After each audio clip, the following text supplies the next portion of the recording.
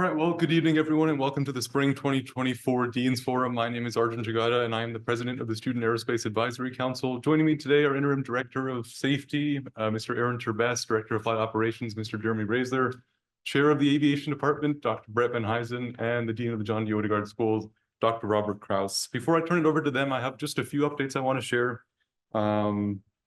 This year, SAC is celebrating our 50th anniversary. So John D. Odegard started the organization back in 1974 for two goals. One was to take the input of the students and craft that into a message that can then be presented to administration and faculty.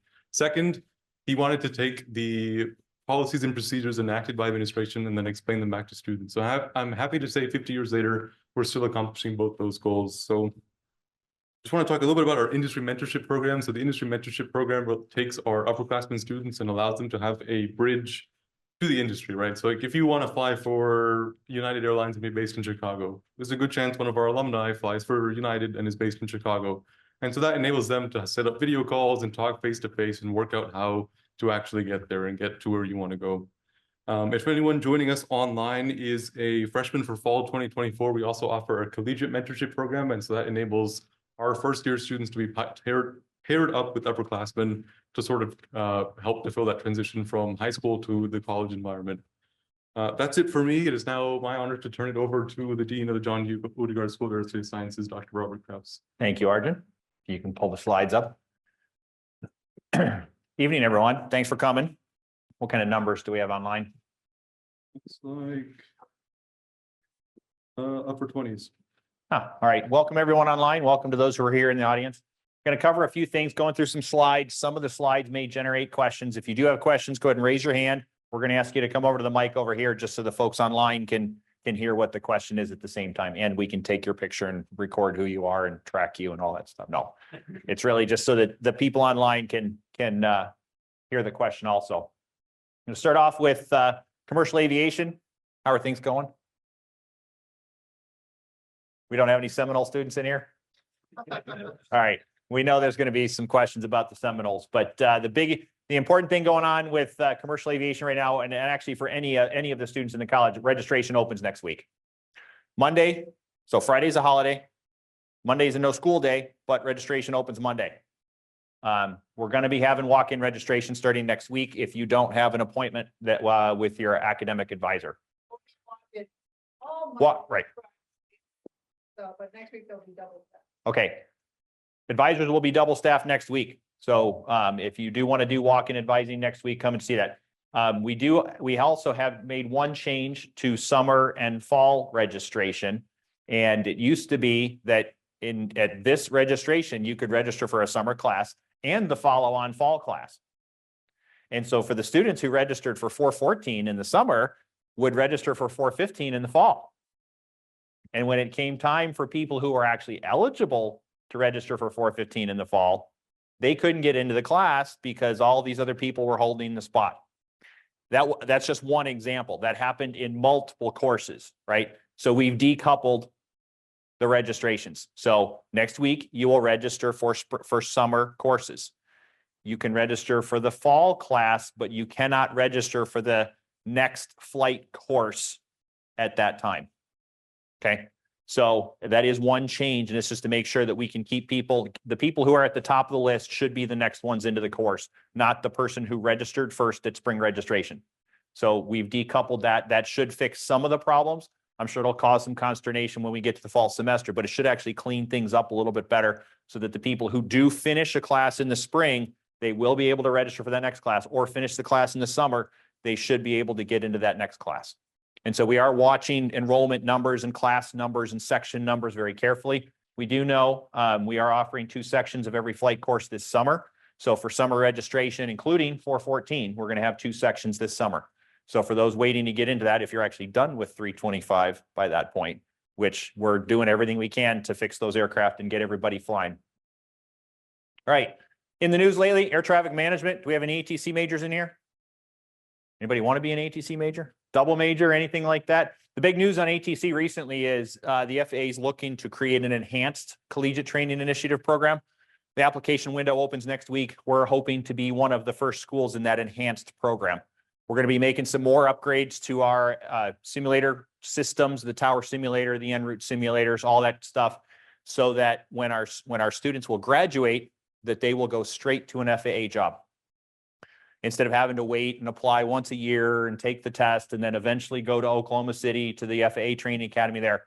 We're actually going to be beefing up the program here to meet what the FAA standards are. So that's a huge thing. So we are actually looking for more ATC students. So if you happen to know somebody, brothers, sisters, friends, or whatever, from wherever you came from that are interested in air traffic control, we have capacity and we can get more students into this program. So we're excited about that. Airport management, aviation management. How many of those do we have in here? I know we got a few, even if you're double major, right? So what's the rumor? Changes. Okay. So 2 separate majors, both from the Nistler College of Business and Public Administration, right? So the degree actually comes from the business college. It is a business degree. Okay. Instead of 2 separate degrees, it's going to be 1 degree under aviation management. There's going to be 4 separate tracks. Okay. So this is for the incoming freshman class. We'll talk about existing students in a second, but freshmen coming in this fall will have the option to declare this as their major. Aviation management, choose from one of the 4 tracks. The current aviation management degree is the flight track. And correct me if I'm wrong, that is the same. There are no changes to that track. So if you're in aviation management today, it's not going to change unless you choose to change to the new program. Air transportation is new. Dispatch, new courses. Professor Samantha Ross is working on those courses. She has a dispatch background, and so we're going to be offering dispatch classes. And then airport management, that was traditionally its own separate major, is now a track in that. The big flying requirement, aviation, the flight track still requires through multi-engine commercial. So 325 will still be that requirement. Airport management, I think all of the other 3, you have the option to take 102, but you're not required to. Airports can still require. Oh, airport will still require 102. Okay. All right. That probably doesn't affect anyone in this room. The question is, how does it affect anyone in this room? Will you have the option? You actually have 2 choices. We cannot mandate you take the new choices. So you will always have the program that exists today to finish that degree. Okay. So the aviation management requirements today, or airport management, if that's this track you're on, you will be able to finish that track according to the catalog that's today. You will have the option to switch into one of these tracks if you so desire. Okay. But once you switch, you are subject to that new set of requirements. So it's not in the catalog yet. I think the new catalog's coming out next month. Once the new course catalog comes out, the new courses should be in there. More information will be on the website. If you have any questions about it, talk to our advisors, come and talk to the department, and we can answer more questions about that. One quick thing to add, if you do have those younger brothers or sisters or cousins or neighbors, aviation management next, like when it's in the catalog, new students coming in will not be able to fly in aviation management for that first year. Because aviation management only requires up to the commercial multi, because again, we limit our enrollment into the flight course, and we can't shut this enrollment down when it does have a non-flight degree. So we're gonna be very clear, and on the website and everything, if they're coming in to aviation management for flying, they won't be able to fly that first year. Thus, those students may wanna apply to UND as commercial aviation, get accepted as commercial aviation, start flying, and then they can always add the aviation management, like many of you probably did. But that is kind of an important message to get out to prospective students. Again, we have that younger brother, sister, cousin, whatever. Especially since we have some ambassadors in here and they're the ones going to be answering those phone calls. Any questions about management? Okay. Atmospheric science. Anybody double majoring in that, minor into that? Any interest in? Oh, we got one. All right. Major, minor. All right, good. One of the things we're trying to do is we're hiring more faculty. One of the reasons we're trying to hire more faculty into atmospheric science is to open up more spots for minors. That we are capacity limited on minors in atmospheric science just because of the number of seats we have. Okay, so there are going to be some more changes coming along in atmospheric science. So there's new faculty coming in this fall. We're trying to hire 4. And so we've been doing interviews over the last couple of weeks. And so they'll be making offers coming up soon to do that. The other thing I want to mention about atmospheric science is storm chasing class. There are still seats in the storm chasing class for the summer. You are not required to be an atmospheric science major to take this class. So if you want to go storm chasing, driving down Oklahoma and North Texas and other places looking for tornadoes, this is the class to take. And so the option is the registration will open next week. You'll be able to sign up for the class. And it is currently not capacity limited. It may eventually if we get hundreds of students that want to take it. But we saw Matt Gilmore, the department chair, just late this afternoon and says, hey, are you limited? He says, no, we can add another van if we need to and just add another team. And so you go out and drive around for a couple of weeks looking for storms. And of course, you learn about storms and storm chasing and everything associated with that. The other big news coming up next week. What's happening next week? Solar eclipse. Why do we care? Why would you care from an atmospheric science standpoint? So now you have this large gravitational body known as the sun, and you're going to put another gravitational body known as the moon in front of it. So you're putting two large gravitational bodies in line with each other. One of the questions is, does that change the weather? Does it have any change on the gravitational field of the Earth or the weather during the eclipse? And so last year, we had a team that went down to Cortez, Colorado. And how do you check the atmosphere? Balloons. Send a weather balloon up. So we sent a team down to Cortez, Colorado. They launched a bunch of weather balloons before, during, and after the eclipse. They're going down to, is it in Indiana? Indiana. So they're going down to the path of the eclipse, and they're going to be launching weather balloons. And so professors, students, whoever's involved and wants to be part of that. So interesting things going on there. Competition teams, we got to call out the aerobatic team. We'll be adding another national championship flag into Ryan Hall. So 11th national championship. So congratulations to them. We are also in the process of looking to purchase a new decathlon. So the UND Aerospace Foundation, we're already looking at the paint schemes and things like that to get a new version for them. And then we'll end up selling the old one off. National Intercollegiate Flying Association, NIFA flying team, national championships coming up. We're hoping to add another national championship there. The other competition team, Women's Air Race Classic, is training up to where they starting this year. No, that's 2 years ago, I think. So that'll be going off in June. And then collegiate drone racing, if you're involved in that. I don't know any of the details about drone racing. Yeah. What do you know?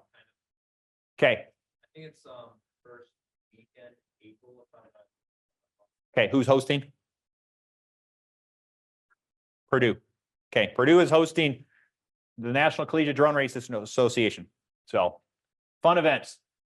Okay, here's what's going on in the college. Here's what we're fixing up. I already mentioned air traffic management. So we want to be part of that enhanced CTI program. So we will be making investments in the computers and the monitors, everything associated with whatever the requirements are that come from the FAA. We're going to meet those requirements. Anyone in 480? Okay. You like the sim? Okay. All right. So some people like the all sim, some people don't. Some people want the CRJ 200. CRJ 200 sim is old and it's hard to get parts to replace it. So we've made the decision we are purchasing a second all sim. One of the reasons for that is if one goes down, we'll have the other one. And so if you're in 480, we'll still be able to get everybody through that course. The other thing is, I think we actually have more capacity with the all sim than we did in the CRJ. So we'll actually be able to get more people through 480. And so that's several reasons why we're getting a second all sim. And so fortunately, the company has been great to work with. They're actually giving us the one that they already have, that it's a brand new one off. So it's not ordering and waiting for it to be built. It's built and it should be here and up by fall. So that's coming. We're working on an overall facilities master plan. Not that that affects most of you in here, but we're looking at all of the spaces across the whole college. And then facility upgrades. Anybody heard the knocking and banging in Odegard Hall this week, the last couple of weeks? Yeah, we're tearing up 2 classrooms because we're looking at basically all of the classrooms. So in the next 2 or 3 years, all of the classrooms in Odegard Hall should be upgraded. New seats, new desks, new walls, new video systems. So we're not projecting from a room behind. And so going to just more modern, probably TV screens and things like that. Just easier to upgrade, better use of the class space, better educational environments. And so all of that is ongoing. I got 2 more things listed on here. Aerospace Experiential Learning Lab. Has anyone taken the safety class? The one where you're doing all the computer aviation safety data analysis stuff yet? It's a great class to take. Okay. Yeah, it's a great class to take. Well, anyway, there's not enough capacity in that aviation safety data lab that we have. Any UAS folks in here? All right, we got a UAS guy back there. There's not enough simulators, or we need new computers to do all their stuff. So we came up with this concept of one of the classrooms in Odegard, the one that's connected on the backside to where the aviation safety rooms is. We're going to redo that room and put 30 computer stations in. So we're going to take the UAS computer lab that's in one of the classrooms down there down, build an entire new computer lab with 30 stations. So UAS simulation will be in that room.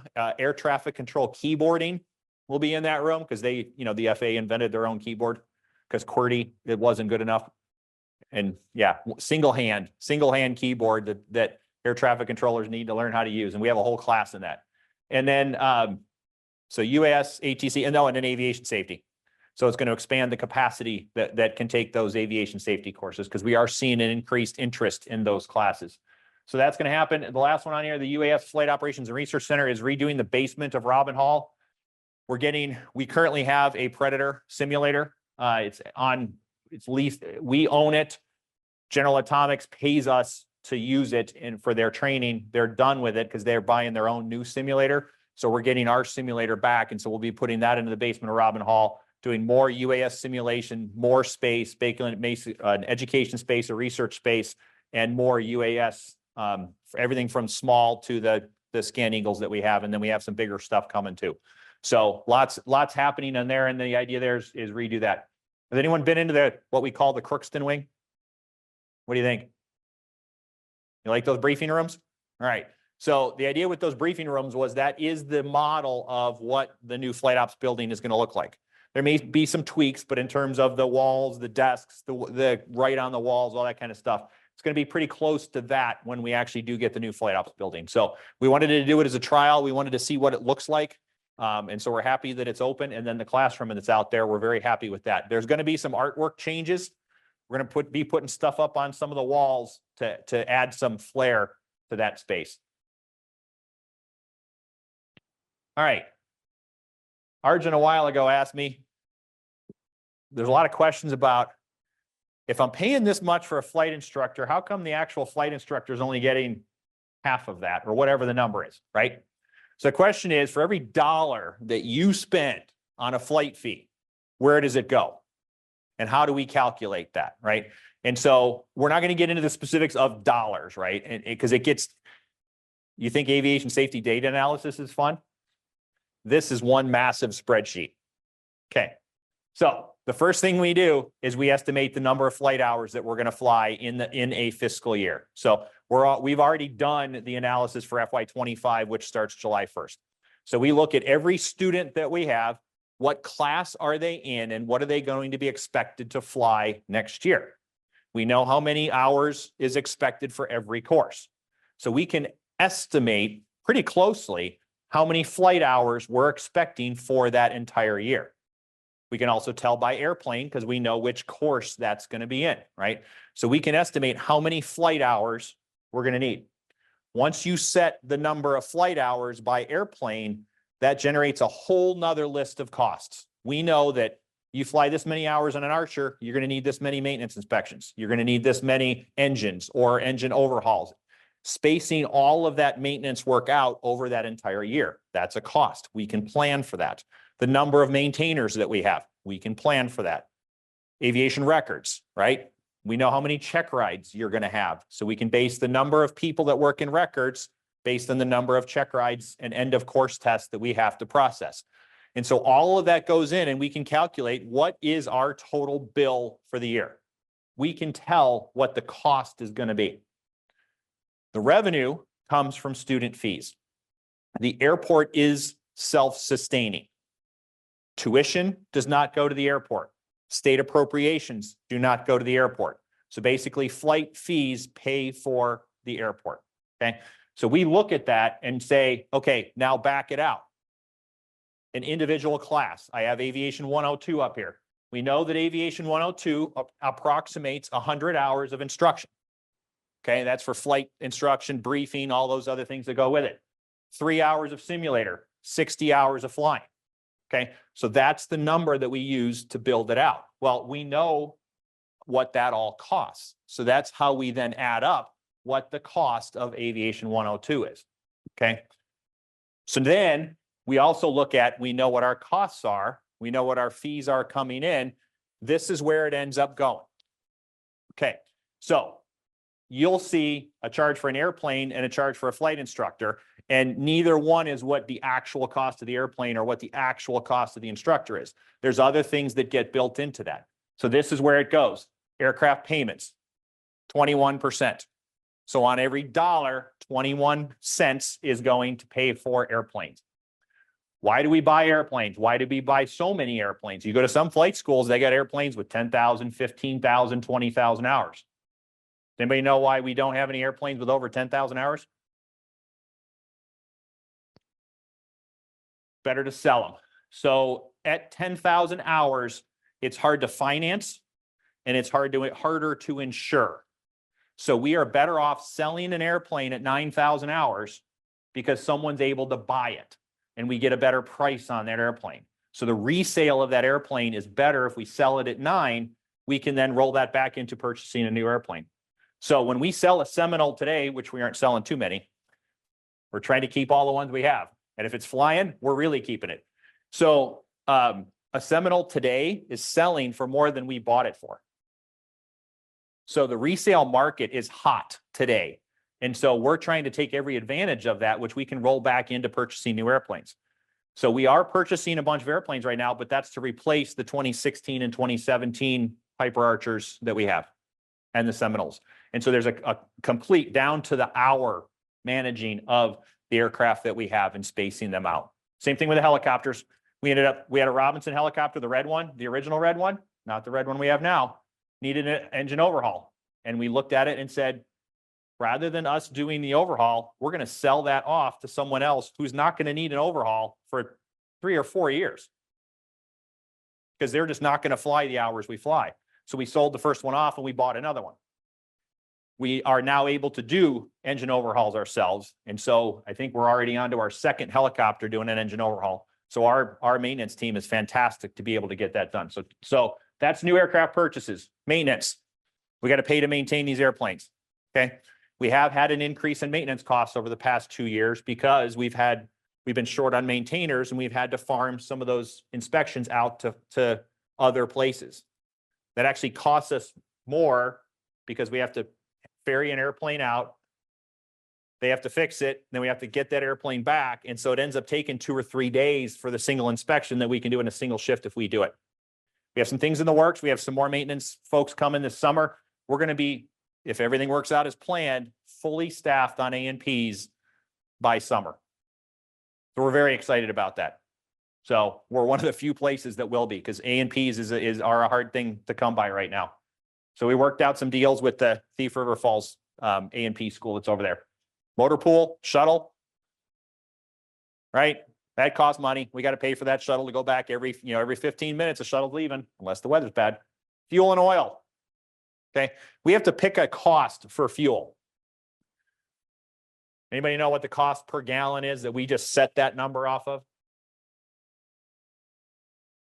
$5. So if gas is cheaper than $5 a gallon when we purchase it, there's actually a surplus that comes in and we actually roll that back into other things, other investments that we would have had to use other money for.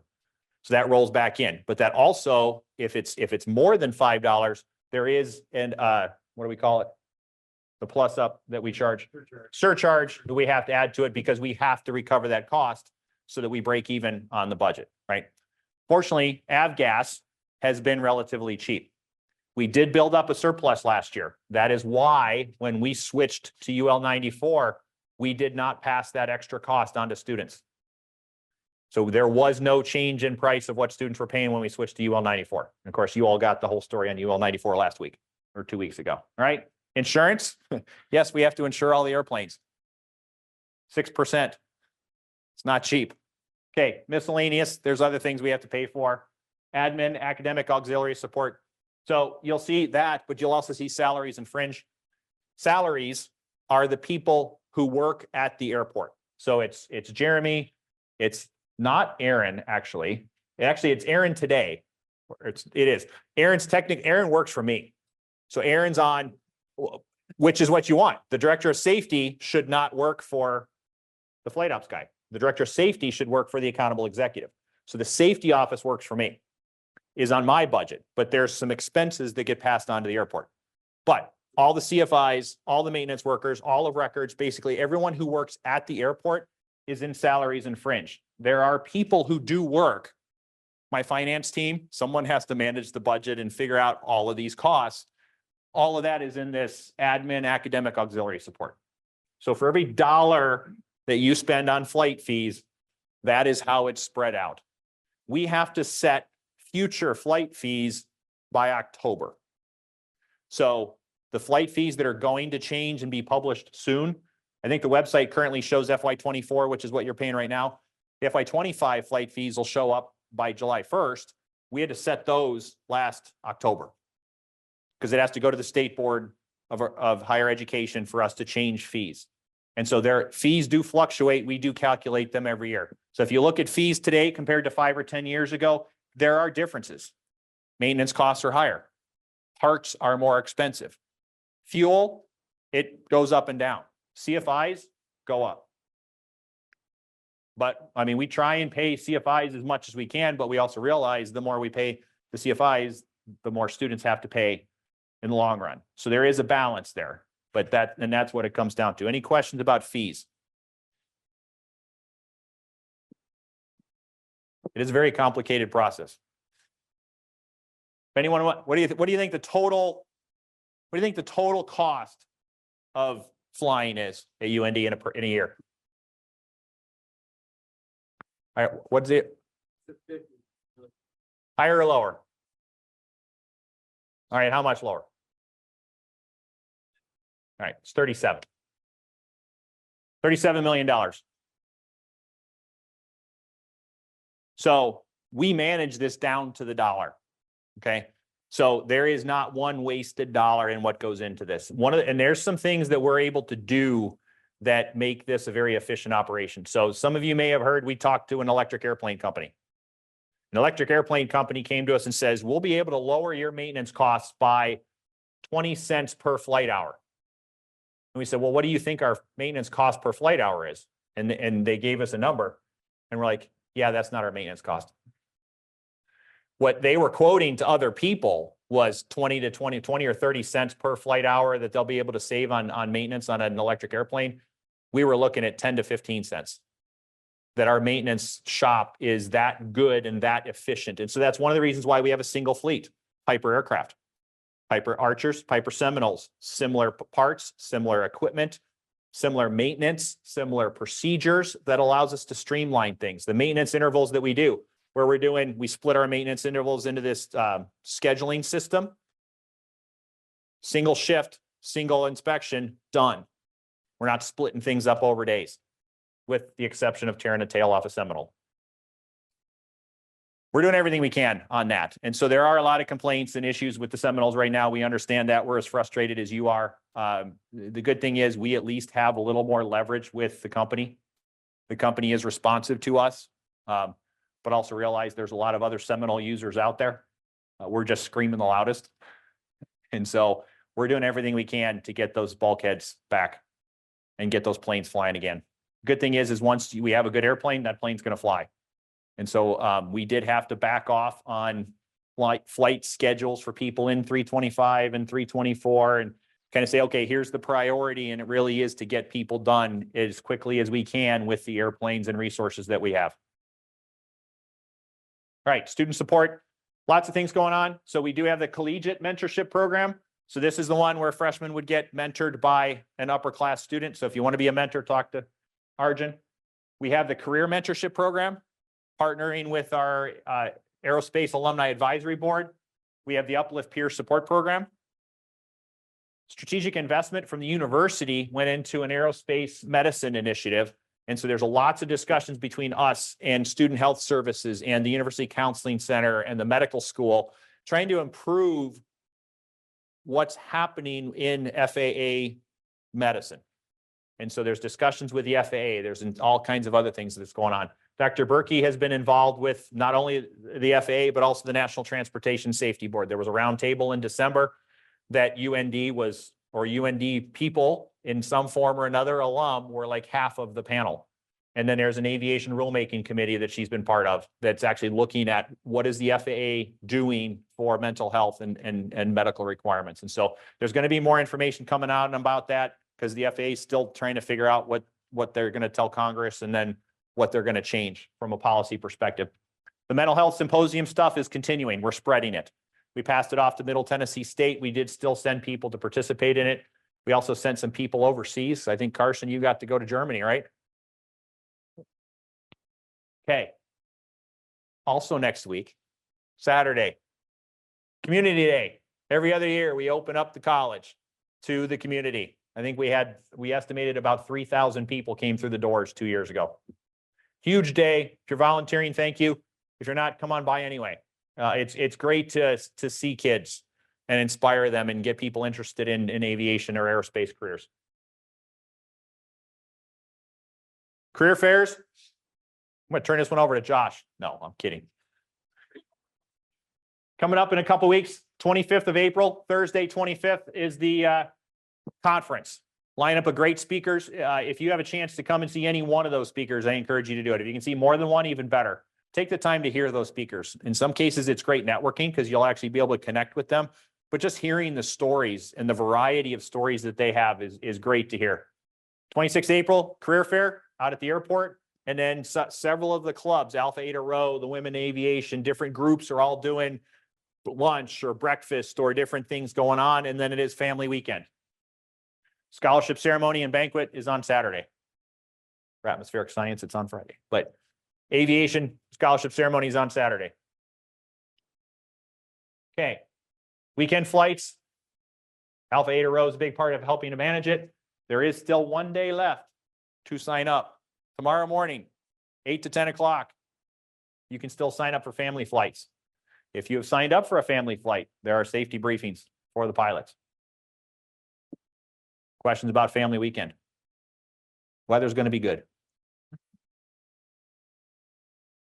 We're still fundraising. It's looking good.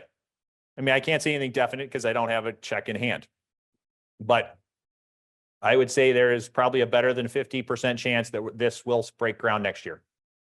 So we're very happy about that. Yeah. I can't say that because it's not just that, oh, we're getting $5 and $10. Really what we're talking to naming level donors. And so it's donors at the level of $5 or $10 million or $15 million. And since they're not in, we haven't signed them yet. That's we can't say anything. Yeah. 40 million. Yes. 40 million.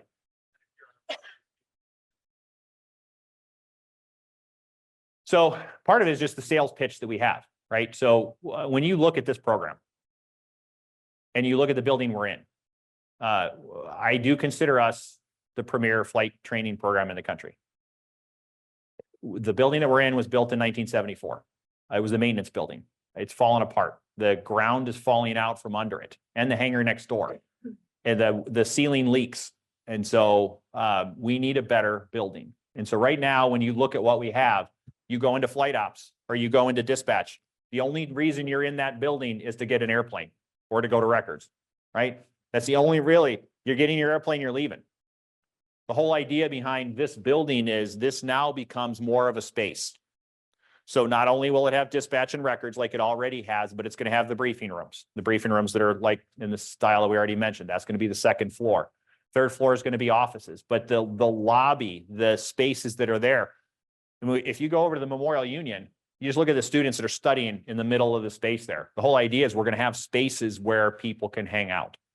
And it is of a quality that represents our program. And when you look at the impact our program has had on the industry over the past 56 years, it's significant. Just talking to like Delta Airlines, we are the #1 supplier of collegiate aviation programs to Delta with the Propel program.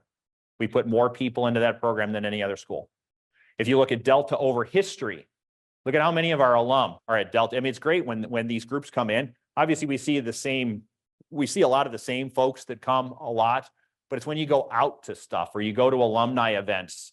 What's amazing is how many of you have been to an away or a destination hockey game? They're impressive. If anyone's been to St. Paul, or if you've gone to an away, if you go to the Denver hockey game, there are more UND fans in the audience than there are Denver fans. And it's great. But who are these people? Yeah, some of them are traveling from Grand Forks. Many of them are our alum who are in Colorado, or some people just with the airlines, they're just hopping a flight and they're going to see the hockey game, which is great. But it's one advantage that our alum have. And so you end up meeting people at these events and you just look at the impact our program has had on their lives and the success of their careers. That is why we need a new building that is at the level that represents our program. Anyone want to donate? Take $5, $10. Yeah. So, I mean, it's an exciting building. So here's another thing. So I asked this question today. We had a fundraising meeting with the Alumni Association. All the deans and department chairs were over there. I said, so how long? So Nistler, for you, Nistler's a brand new building, right? It looks great. Do you know how long it took to get the money for that building? 7 years.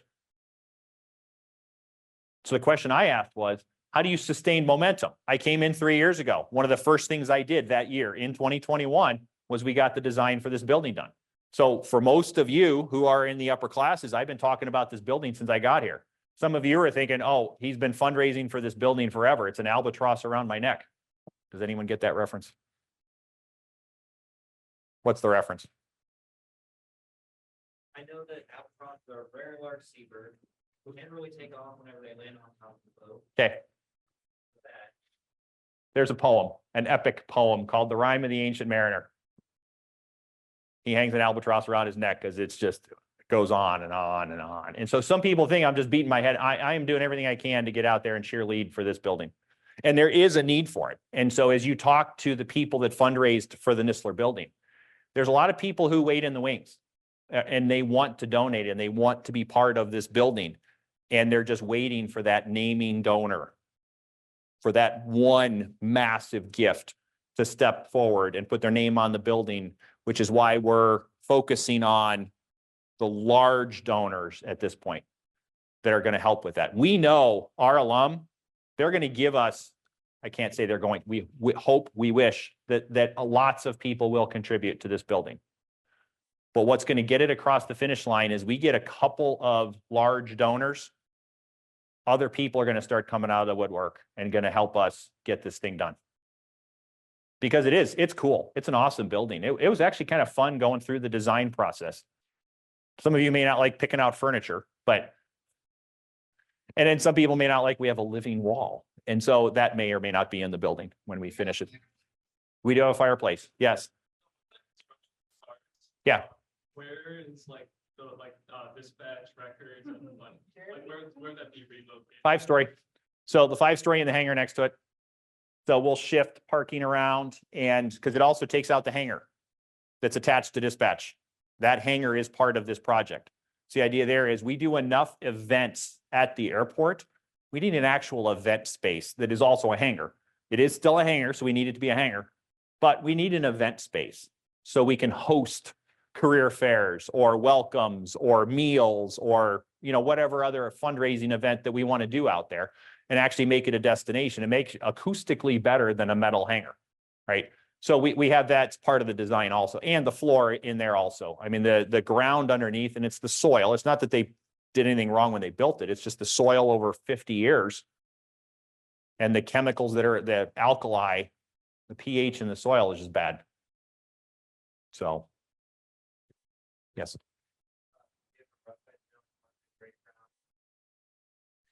Yes. So perfect world. I line the money up this summer. There's still some planning. The question was, how long is this going to take? Planning, we still have to plan the actual construction documents. Okay. We've got the design done. The construction company's lined up. And then the goal is, well, you can tear a building down in the winter. So that the goal would be start demolition spring next year so that we can pour concrete as soon as you can pour concrete. And concrete that's going to last 50 years, not concrete that lasts, a year because they poured it in the winter. So, but that's the goal. And then once they start on that, they said 3 construction seasons, but that's not actually 3 years. So it's more like it would be a year and a half is what we're thinking. So if we start next year, spring of 25, it should be done by early 27. Right? Yeah. Early 27. Runways are still going to be under construction.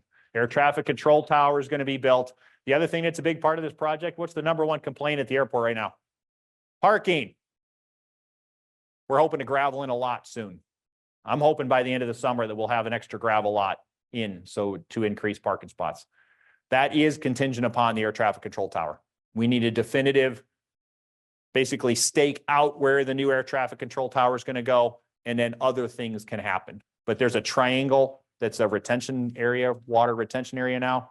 We got to move the retention part of that and fill that in and then make that a gravel parking lot because it'll be used for throughout the construction. Okay. Any other questions about the building? Yes.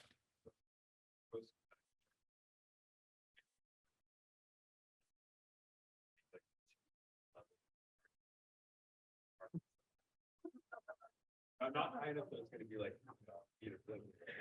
So the question was, is there the chance for a 2-level parking garage? Because the advantage of a 2-level parking garage is now you would have covered parking too, right? On that first floor. Perfect world, yes. If we get enough donors to step forward, that's on the table, but that's not what I'm fundraising for, because I would love to have a parking garage out here too.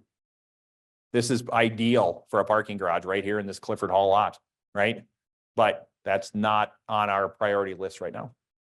I will remind you all, you are paying 1% towards the shuttle bus.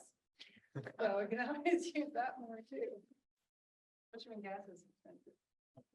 Okay. I have a team of experts. What would you like to know? Somebody had questions. Why you sat over there? I actually did have a question, in regards to the Vets to Wings program. Probably last month or 2 months ago, the program reopened. All right, come on down to the microphone first.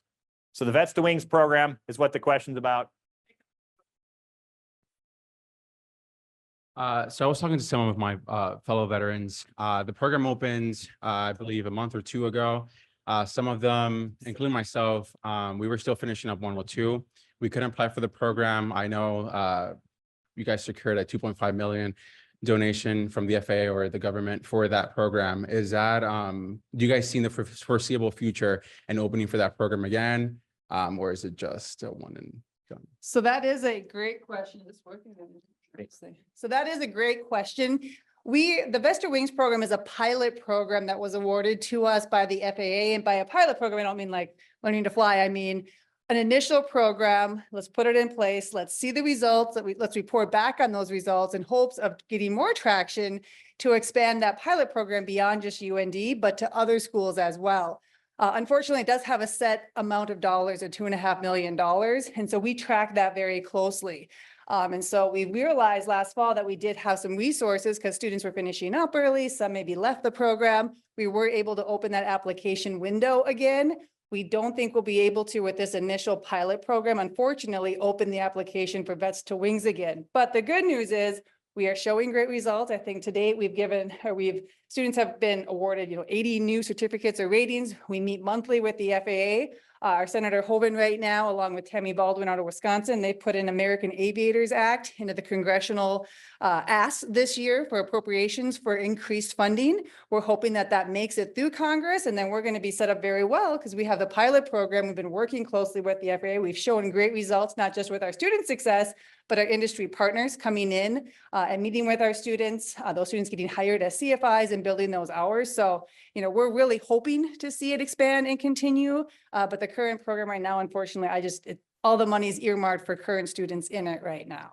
But for sure, watch your emails, because if we are able to, we'll use those channels both through the Veterans Office on campus as well as through our resources to let you know if it increases. Thank you for your time. Yep. And I would say stay connected to the Veteran Office on campus. Because that's how, if we want to make sure no one's falling through the cracks, that it is eligible, and we'll go through them to make sure we're reaching out to the students that are. And that American Aviators Act is the one that we're keeping an eye on to see, okay, is it passed or not? These chairs are set up nicely. Okay, what else we got? Start using them.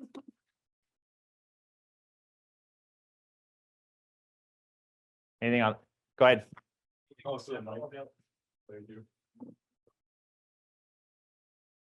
Do you think the Seminole availability will be back to normal by the end of the summer? I'll give you a long answer here, and please fire away with other questions too. So we have one Seminole that's about 2 days away from coming back. They're putting it back together now, and they started tearing apart the next one. Hillsboro's got one right now. It's about 2-3 days behind that. So that means mid next week, we will have 2 more Seminoles back online. Keep in mind the 6 that are operational right now, they are flying a lot, which means they hit phases. And we had one just hit an engine change, so that's great. And our maintenance department and Hillsboro, they've done 2 Seminoles each now. So they're used to that process. They know how to do it. They're becoming pros. The next issue on top of that is simply getting bulkheads from Piper. We're not the only school. This is a Seminole system-wide thing. Piper actually shut down their Piper Seminole assembly line because of the bulkhead, not because that they're taking people off the assembly line to work on the bulkheads. They need bulkheads to build new airplanes, and they can't right now. So we will be adding 2 more Seminoles here in the coming days.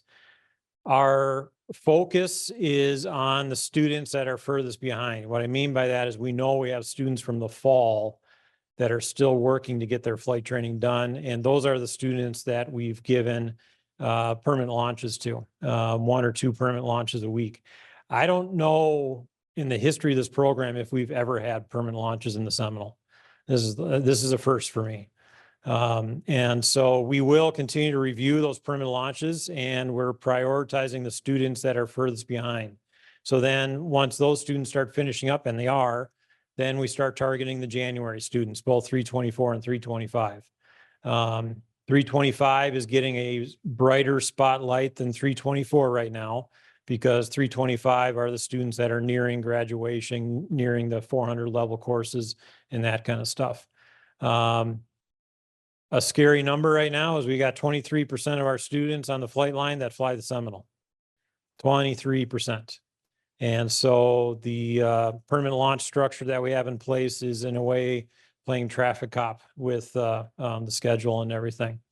So we're as frustrated as you. We know this is not how to do things.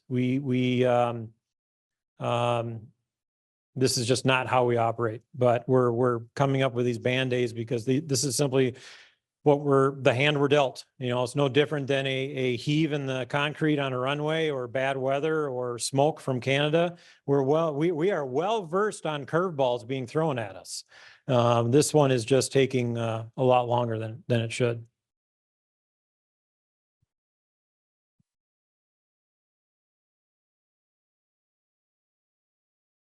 So, what's the CFI hiring looking like this season, and what's the outlook for CFI hiring for the next academic year?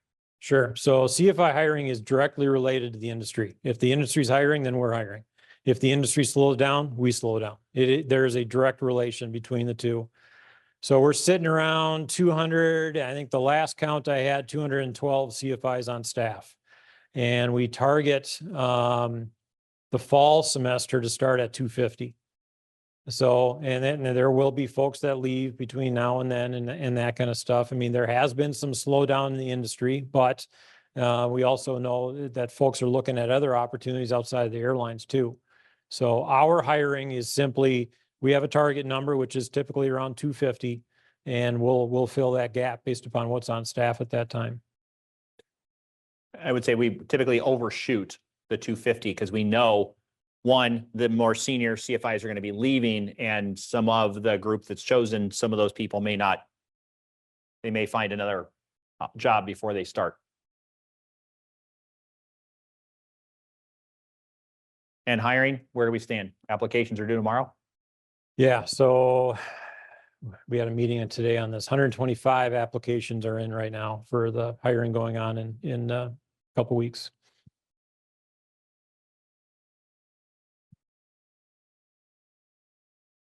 Next hiring would be July. And another common question with that is why the odd times? Why not hire in August? We need a good 3-4 weeks prior to the semester to do our training and our HR process. I cannot train a new employee until they are onboarded through Twomley and background checks and that kind of stuff. There's a legal HR process to this. And if we went purely based upon that timeline, it puts you right on top of Oshkosh. So we don't do Oshkosh week, obviously, and so that's why we look prior to Oshkosh.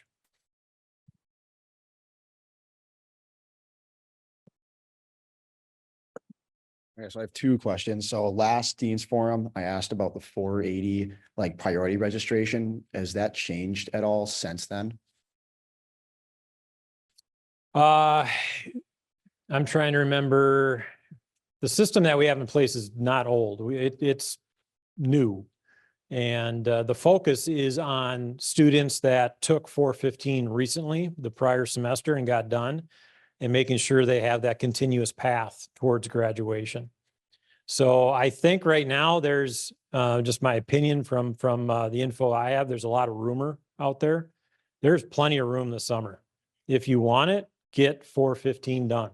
That's the simple answer. Get 415 done. And I can't guarantee you a slot in 480, but I mean, it dramatically increases your chances. But get 415 done. And then we've got the methods behind the scenes to make sure that you get in one of those sessions. Fantastic. And then the second one. I was going to add real talk, yeah. quickly to that 480. So what we did this semester that tended to work very well is everybody was put in the first, like on the wait list for the first session. And then when you finish 415, that's when you were added to the first session. Then that whole wait list moved to the second session. And again, it was based on getting done with 415. And when that one filled and everyone was added to the third final session, that session actually started with 7 open seats, so that showed, there was still some capacity in that one. I'm sure that'll hold true for the summer. Everyone will go into that first session. And as they get done with 415, you'll be added and that whole wait list is kind of moving over. That seemed to work well this spring, but again, it is very contingent on finishing that final 415 stage check. Yeah, one thing to add. So I think it's very important to realize the third session of 480, it's not full. But it's too, It's too late. My point is that not enough students got done with 415 to fill it.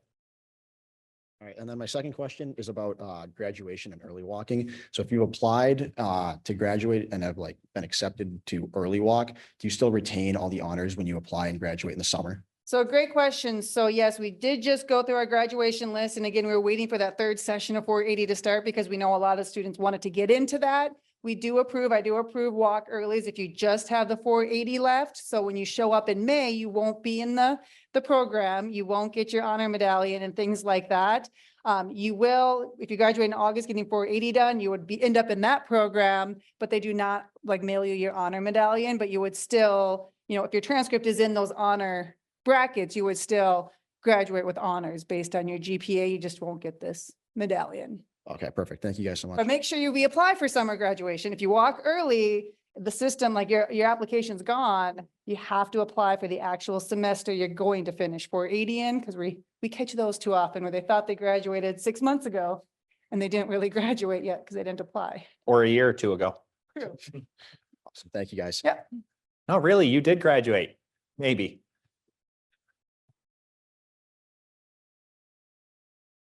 Okay, one from online. Will admission sizes and program requirements be the same for the incoming freshman class in the fall and then fall of 2025 as they were for 2023? So admission requirements, the rolling enrollment that we did for this year, starting August 1st and qualified candidates admitted, I believe, yes, we're going to continue with that.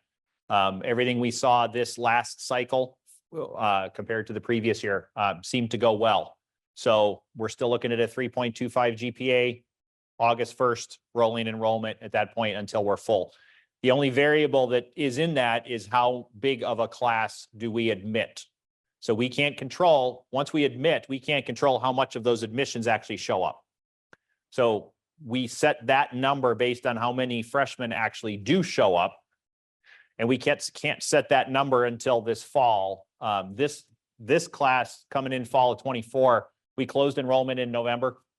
And we ended up admitting 1,150 students, and we have more than 500 deposits right now. And so we're shooting for 450 for the freshman class. And that's generally 400 to 450 is what we generally want. Now, aviation management thrown into that's going to change things a little bit because we're going to back those people off from flying. So we may actually be able to admit that one won't be restricted as it was, because right now it's commercial aviation and aviation management together that were the restricted number. Everything else was wide open. And also we're trying to figure out how to not restrict helicopter. So if you want to come in helicopter, you can come in helicopter, and there won't be we're not capacity limited there yet.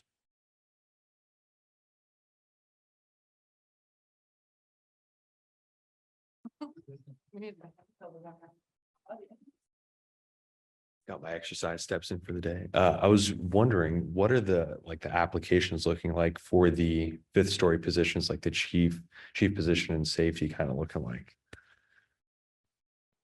We interviewed both positions on Monday. And so everything is in the paperwork and review by HR. We safe to say, hope to have announcements next week. Yes. So. Sounds good. Thank you. And one from online. What is the reason I guess behind the decoupling of summer and fall flight course registration? Why was that change needed?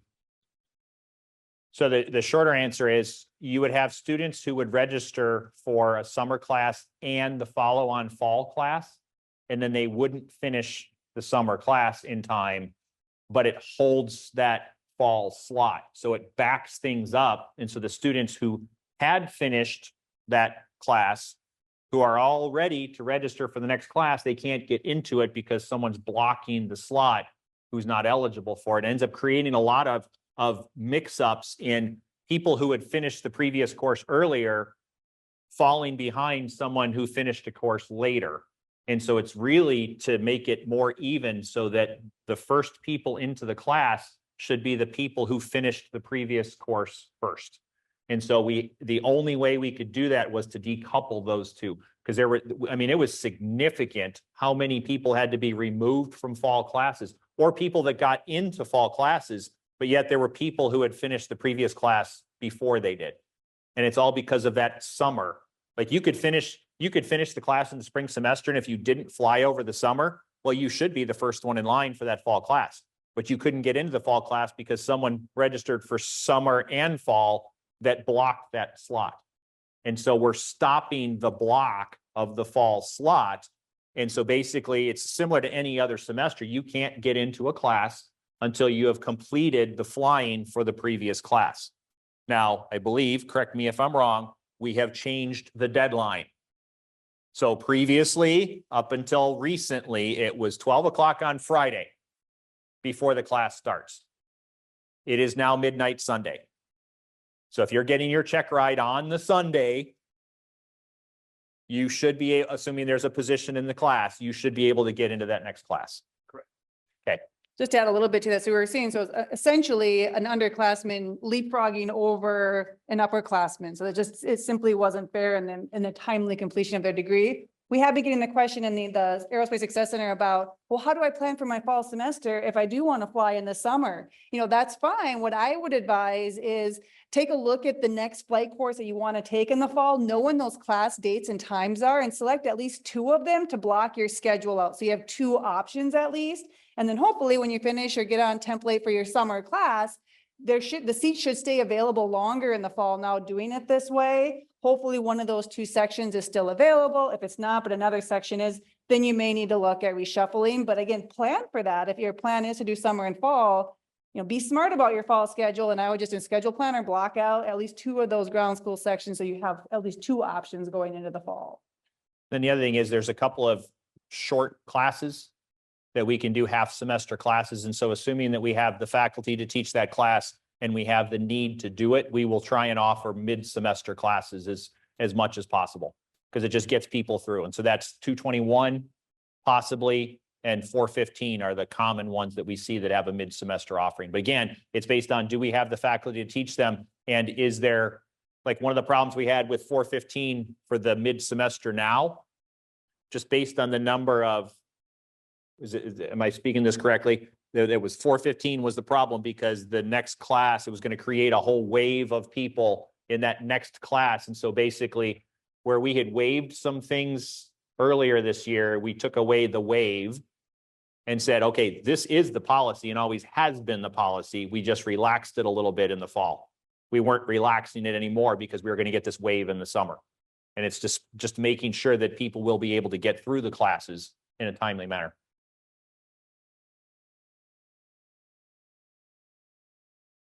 Okay. The common theme with veterans in the student organization is their use of benefits being drained due to the inability to complete flight courses. Have there been any changes to the classification of like the veteran status and the benefits that they can use to allow them that additional year of funding?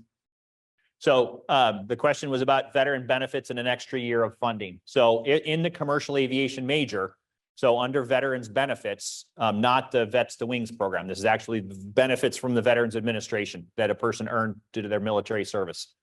You get 3 years of eligibility if you're fully eligible, okay?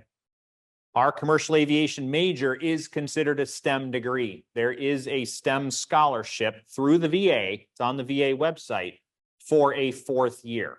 And so the person has to apply for that 4th year, but that's on, it's not through the university, that is through the Veterans Administration. So if you go to the VA website, you look for this STEM scholarship, our commercial aviation degree, I can't say anything about any, the aviation management is not, but the commercial aviation is eligible for that scholarship. And there is no extra paperwork you have to do. So we have to prove, because for a while they were saying, okay, is commercial aviation a STEM degree? We actually looked up, there's codes on a degree. The code for our commercial aviation degree is an approved code. So we do know that. Are there any plans to prioritize the flight course registration for veterans or offer them additional seats in ground school classes? Well, the hope is that we're able to finish people in the courses on schedule and they're able to just get into that class when they can.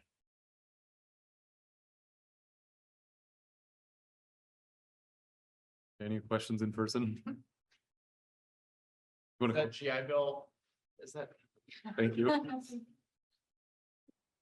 Is that GI Bill scholarship a first come, first serve, or is it based on merit? I actually, I don't know, because we don't have anything to do with it. It's all from the VA. Okay. And it's one that I actually think, I don't know how many people take advantage of it. And so it might be easier to get because not too many people know that it's there and apply for it.